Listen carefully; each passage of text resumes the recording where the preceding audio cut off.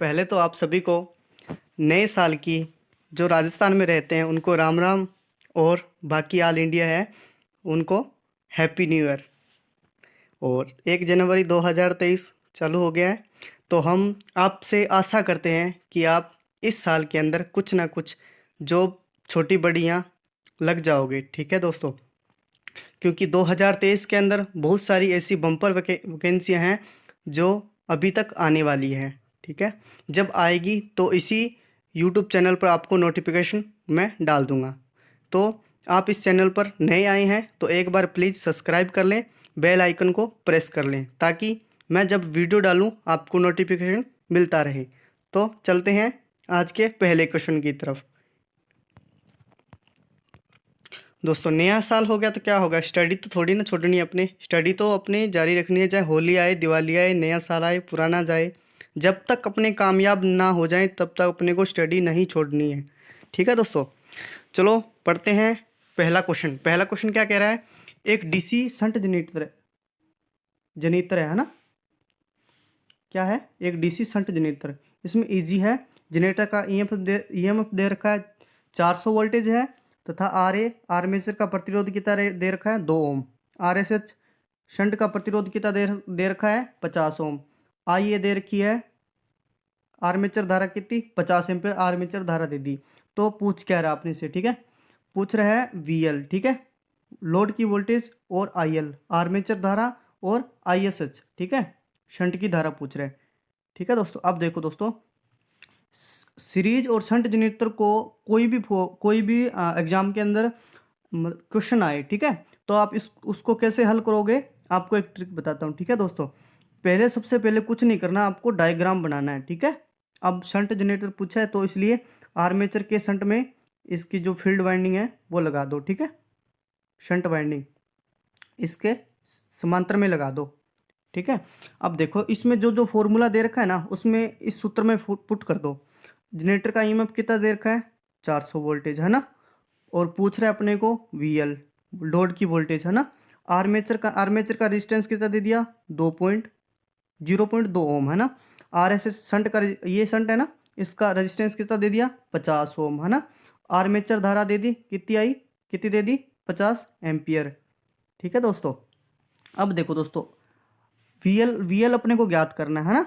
अब देखो, वीएल अपने को ज्ञात करने के लिए अपने को क्या क्या चाहिए, जनरेटर का ईएमएफ, आर्मेचर की धारा, और आर्मेचर का रेजिस्टेंस। ठीक है, क्या चाहिए, आर्मेचर का रेजिस्टेंस, आर्मेचर की धारा, और जनरेटर का ईएमएफ, आर्मेचर की धारा, और आर्मेचर का प्रतिरोध है ना। अब देखो दोस्तों, आपको फॉर्मूला याद होना चाहिए। फॉर्मूला क्या होता है इसका, वीएल बराबर शंट के लिए है ना, शंट के लिए क्या होता है ईजी बराबर ईजी minus I A R A. ठीक है दोस्तों, अब इसमें अपने को आई ए आर ए है ना, अब इसमें अपने को मान पुट कर देंगे। जनरेटर का मान कितना दे रखा है 400 वोल्ट है ना, और आर्मेचर की धारा कितनी दे रखी है अपने को 50 एम्पेयर है ना, 50 एम्पेयर धारा दे दी, और इनटू के अंदर आर्मेचर का रेजिस्टेंस कितना दिया 0.2 ओम है ना। अब देखो कैलकुलेशन करेंगे, पॉइंट हटाया, जीरो लगाई, जीरो से जीरो कैंसिल होगी, 5 दूनी 10 हो गया है ना। 400 माइनस 10 करेंगे तो 390 कितनी वोल्टेज आई 390 वोल्टेज आई। ठीक है, तो अब देखो दोस्तों, इसमें जो मतलब वीएल का मान कितना आ गया 390, मतलब सी नंबर ऑप्शन नहीं हो सकता, यहाँ ए हो सकता है, बी हो सकता है, सी नंबर, डी नंबर, ये 3 ऑप्शन हो सकते हैं ना। अब आपको मैं एक बता दूं, ईएमएफ, जनरेटर ईएमएफ का मान कभी वी मतलब ये होता है, ठीक है, टर्मिनल वोल्टेज से कभी अधिक नहीं होगा। जितना जनरेटर ईएमएफ उत्पन्न करेगा उससे कम ही टर्मिनल वोल्टेज पर, अपने लोड वोल्टेज पर अपने को मिलेगी।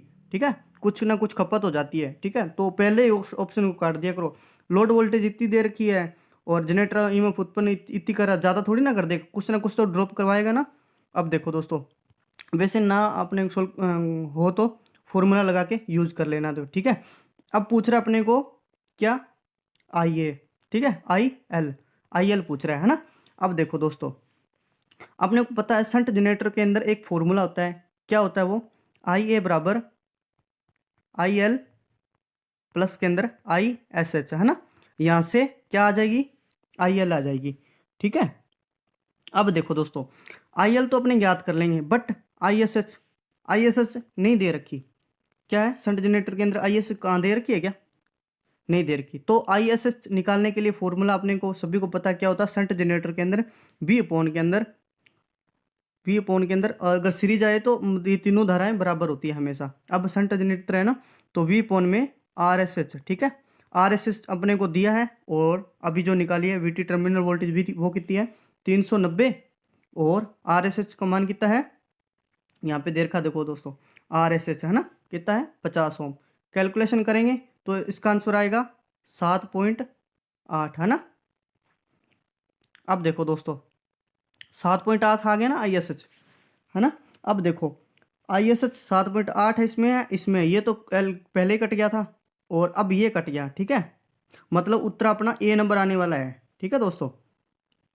आई एस एच आ गई, और ये नहीं होगा क्योंकि ये अपने ये निकाली और ये निकाली, तो इसका आंसर कन्फर्म यही होगा, ठीक है। वैसे अपने निकाल के देख लेते हैं, आपको बता दूं मैं फॉर्मूला अभी आपको बताया है। आई एल निकालने के लिए क्या क्या करना पड़ेगा, फिर माइनस करना पड़ेगा किसका, आर्मेचर की धारा और शंट की धारा का माइनस करेंगे।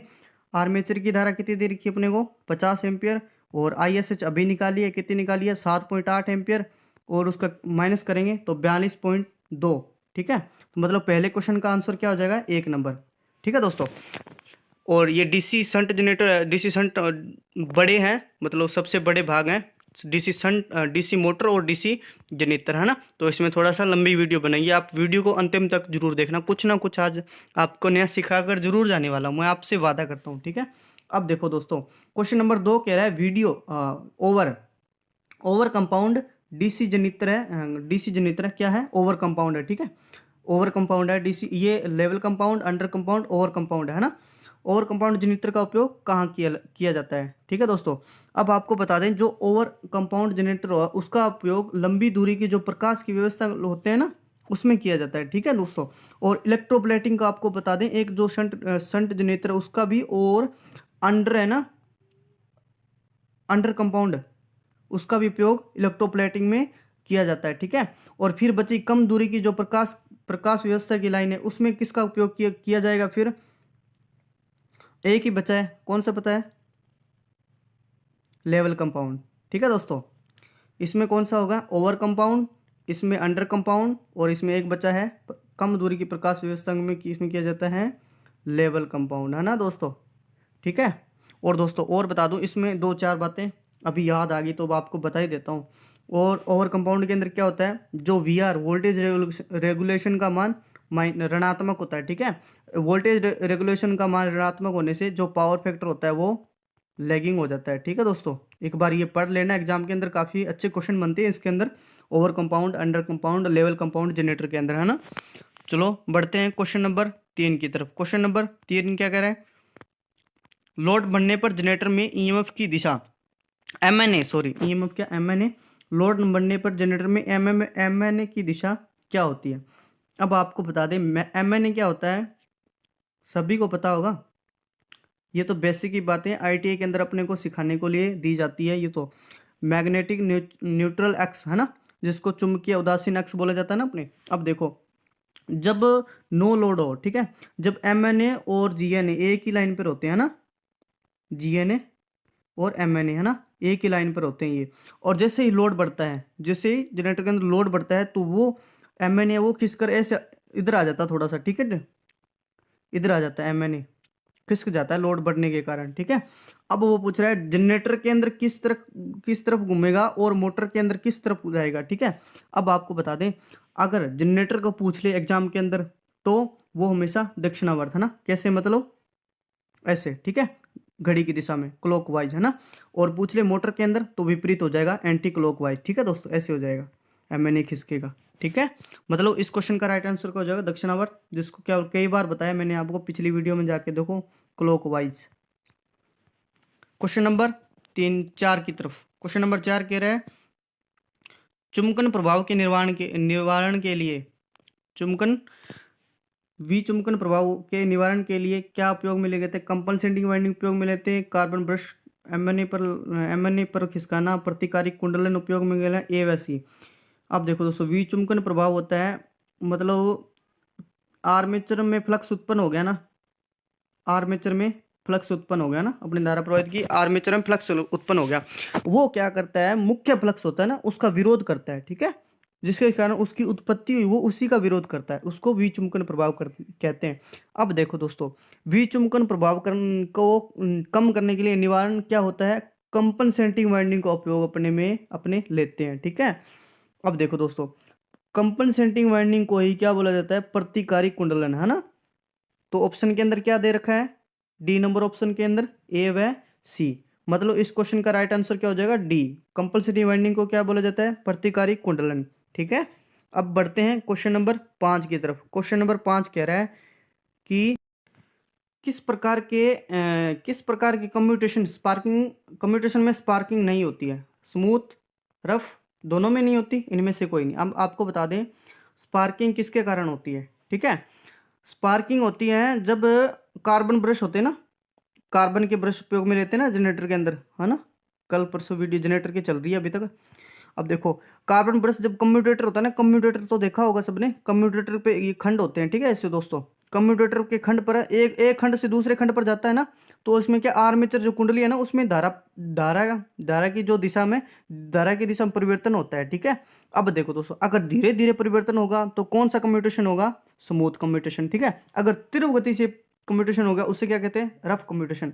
अब देखो दोस्तों, जब धारा में धीरे धीरे परिवर्तन होता है तो कोई प्रकार की स्पार्किंग नहीं होती है, ठीक है। इसलिए स्मूथ कम्यूटेशन में कोई प्रकार की स्पार्किंग नहीं होती है, इसमें तीव्र गति से धारा में परिवर्तन हो जाता है, इसलिए स्पार्किंग होती है, ठीक है, ठीक है दोस्तों। अब देखो, स्पार्किंग होती है, उसके प्रभाव क्या है, ठीक है। प्रभाव क्या है, कम्यूटेटर की जो सतह है ना, जो ऊपरली भाग वाली सतह देखी है सबने, कम्यूटेटर की सतह है वो थोड़ी बहुत खुरदड़ी हो जाती है, ठीक है दोस्तों।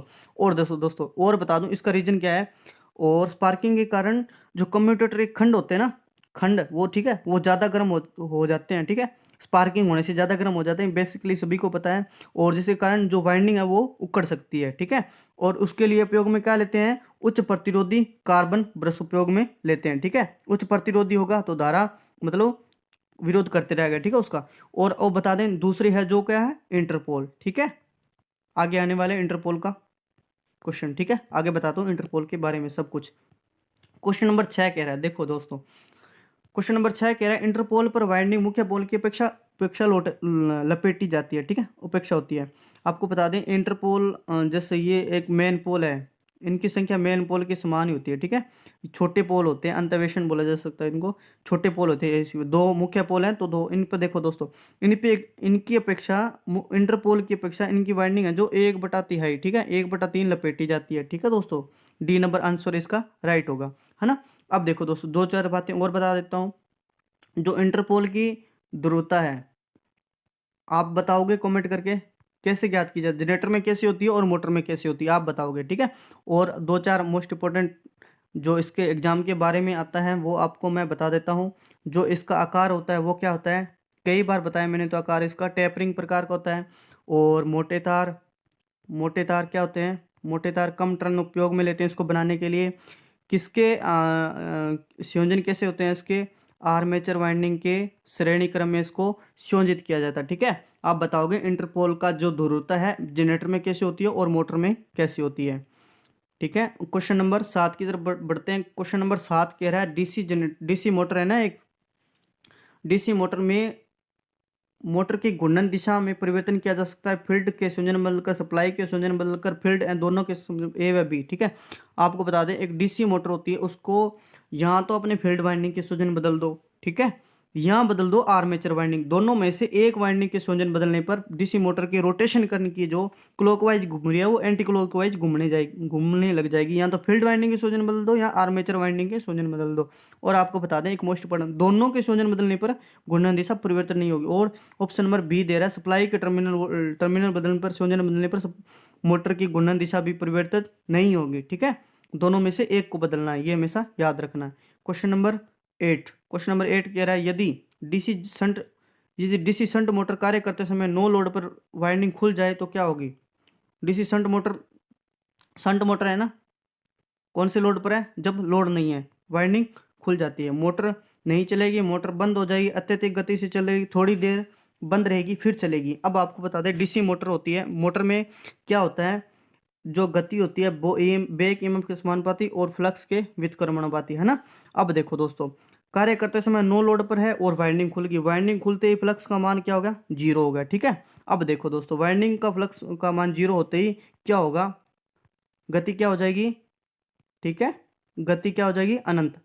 ठीक है दोस्तों, तो मोटर क्या अत्यधिक गति तेज चलेगी और अत्यधिक एन स्पीड अनंत होगी, स्पीड अनंत हो सकती है, होते ही क्या होगी, मोटर जल सकती है। ठीक है दोस्तों, ये भी ऑप्शन आ सकता है, मोटर जल सकती है अत्यधिक गति। डीसी मोटर में फील्ड के सीरीज में यदि प्रतिरोध जोड़ दिया जाए तो उसके मोटर की सापेक्ष घटेगी, बढ़ेगी, शून्य हो जाएगी, फिर पहले घटेगी फिर बढ़ेगी।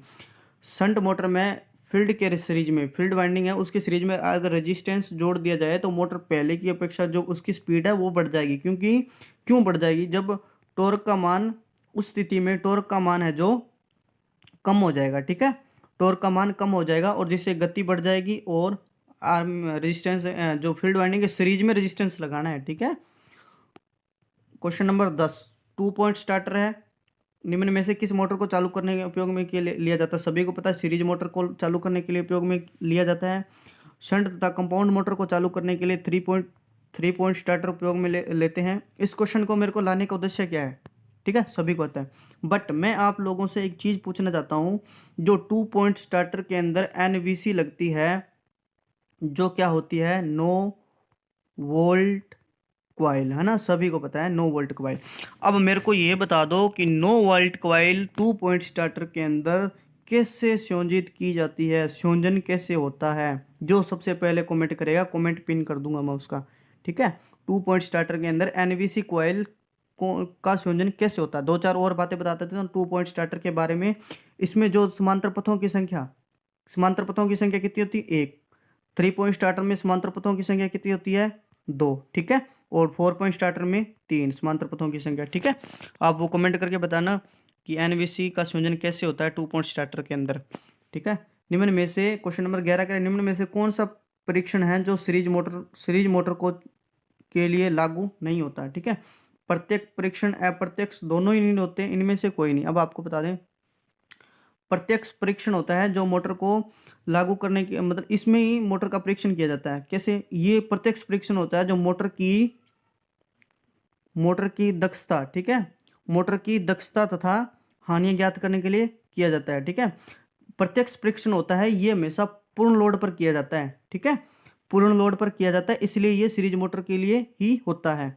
अप्रत्यक्ष परीक्षण की अपनी बात करें, जो सेकंड ऑप्शन के अंदर दे रखा है, क्या दे रखा है, अप्रत्यक्ष इनडायरेक्टेड टेस्ट। ठीक है, ये क्या, बिना, जब लोड संयोजित नहीं हो, कोई भी लोड संयोजित नहीं हो, तब इसका उपयोग करते हैं अप्रत्यक्ष विधि का, और इसके अंदर जो शंट मोटर होती है ना वो उपयोग में लेते हैं। ठीक है, इसलिए ये सीरीज मोटर के लिए लागू नहीं होता, क्योंकि ये नो लोड पर करते हैं, और आपको सभी को पता है नो लोड पे सीरीज मोटर नहीं चलती है, वाइंडिंग कर सकती है। ठीक है, हाई टार्क के साथ चलती है ये। अब देखो दोस्तों, क्वेश्चन नंबर 12 मेरा लाने का उद्देश्य क्या है, 1 HP से कम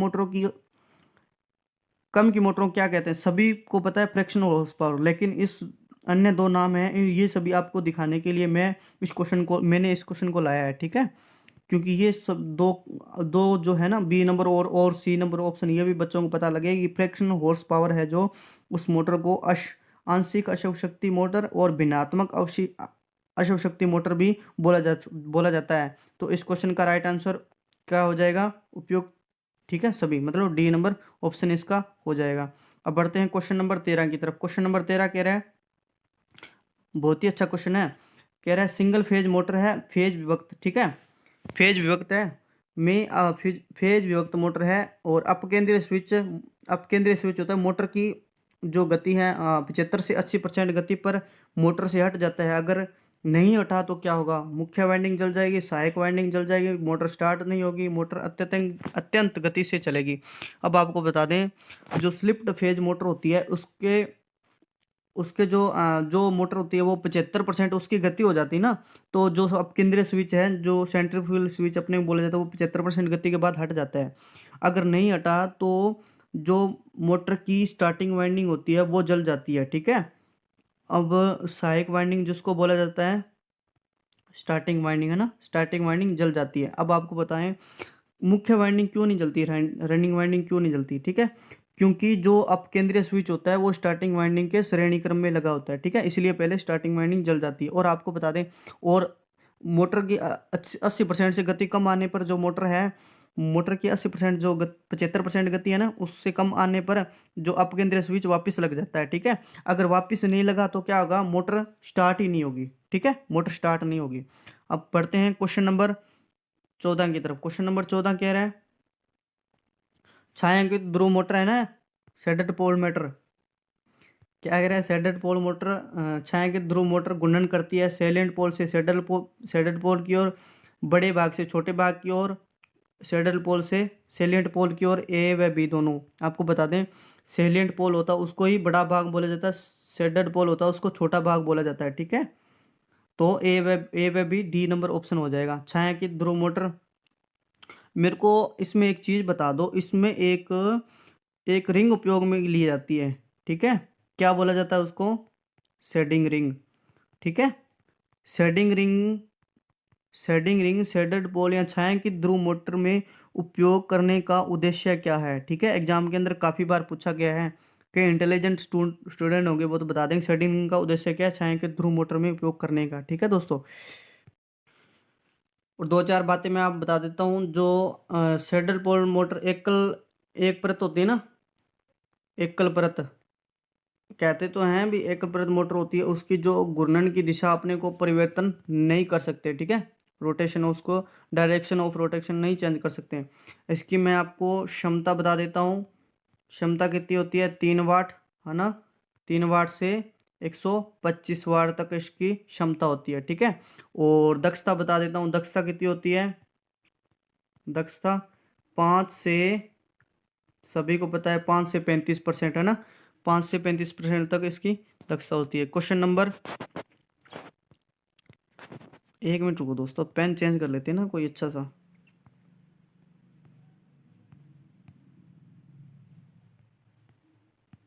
पिंक वाला ये ठीक है दोस्तों। बढ़ते हैं क्वेश्चन नंबर 15 की तरफ। क्वेश्चन नंबर 15 क्या कह रहा है, सार्वभौमिक मोटर, ठीक है, सभी को पता है कौन सी मोटर है, यूनिवर्सल, ठीक है।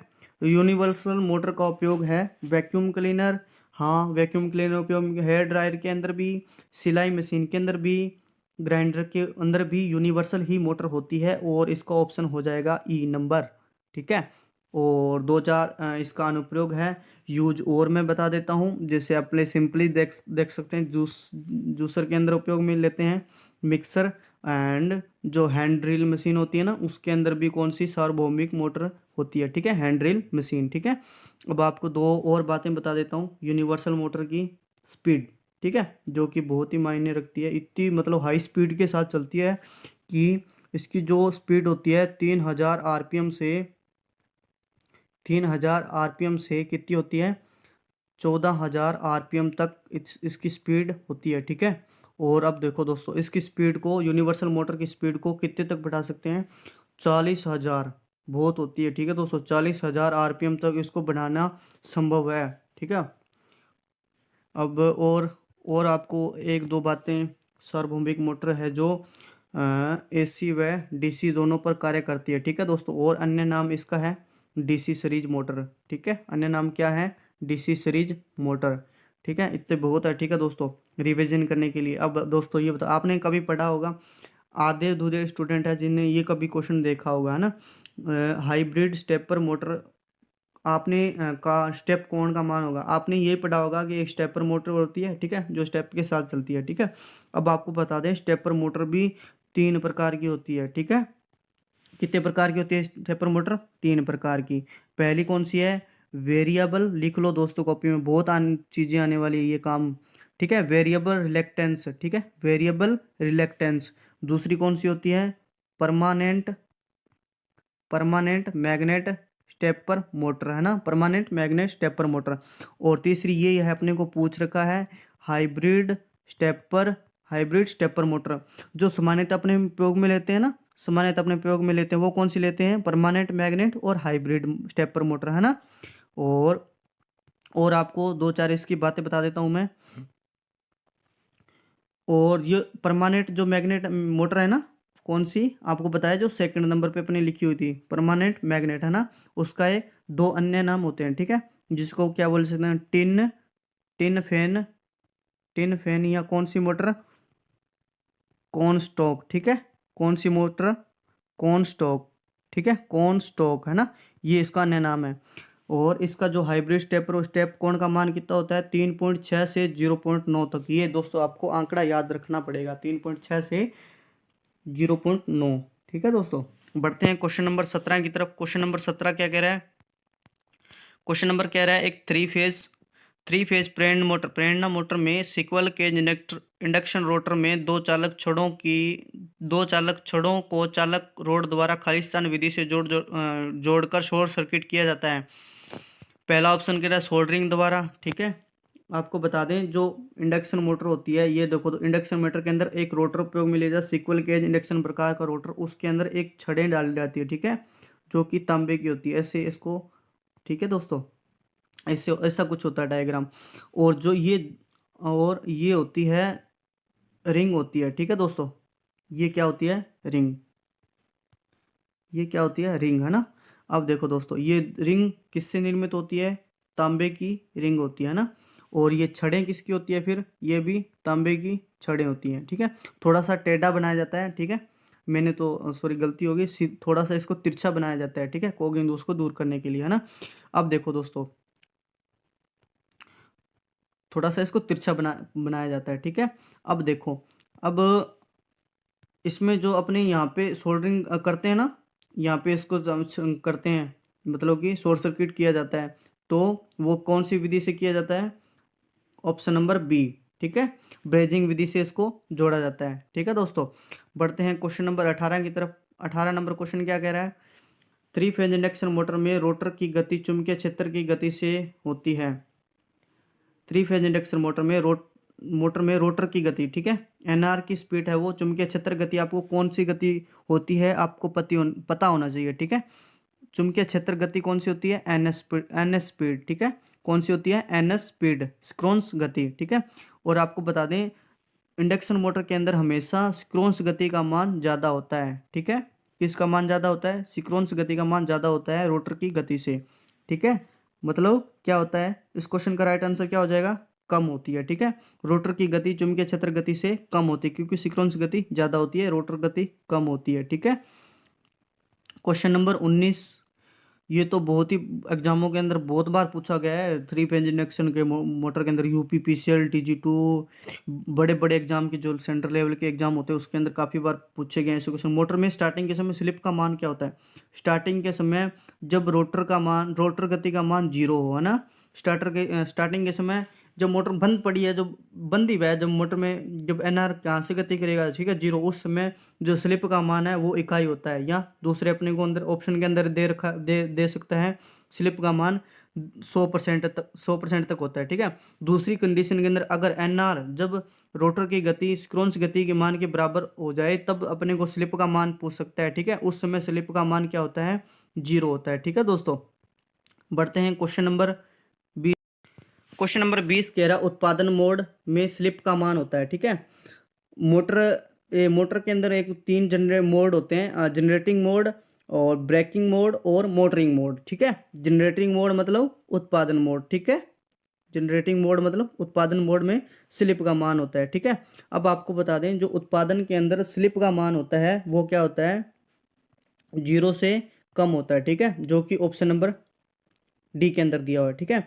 और 0 से कम हो गया मतलब ऋणात्मक ही होगा एक प्रकार से, ठीक है, मतलब बी और डी दोनों ऑप्शन आ सकते हैं एग्जाम के अंदर, ऋणात्मक भी होता है, 0 से कम होता है, ठीक है। अब आपको बता दें जो मोटरिंग मोड होता है ना, मोटरिंग मोड के अंदर क्या होता है, 0 से अधिक, 0 से अधिक और 1 से कम, मतलब 0 से अधिक और 1 से कम, है ना। ये क्या होता है, मोटरिंग मोड के अंदर ऐसी कंडीशन आती है थ्री फेज इंडक्शन मोटर के अंदर, है ना। और आपको एक चीज़ और बता देता हूँ, जो ब्रेकिंग मोड होता है, ब्रेकिंग मोड, है ना, ब्रेकिंग मोड के अंदर क्या होता है, जो स्लिप का मान है वो 1 से अधिक, ठीक है, एक से अधिक और 2 से, है ना, 2 से कम, 2 से कम, ठीक है। मतलब ऑप्शन नंबर डी ये किसके लिए, ब्रेकिंग मोड के लिए ऑप्शन बन जाता। ब्रेकिंग मोड पूछता तो, अगर पूछ जाता अपने को मोटरिंग मोड तो ऑप्शन नंबर ए इसका राइट आंसर कर देते हैं, ठीक है। अब पूछा अपने को उत्पादन मोड और बी और डी, मतलब ई नंबर इसका राइट आंसर हो जाएगा, ठीक है दोस्तों। तो वीडियो यहाँ तक देखने के लिए आपका बहुत बहुत धन्यवाद। और चैनल पर पहली बार जुड़े हैं तो चैनल को सब्सक्राइब कर लें।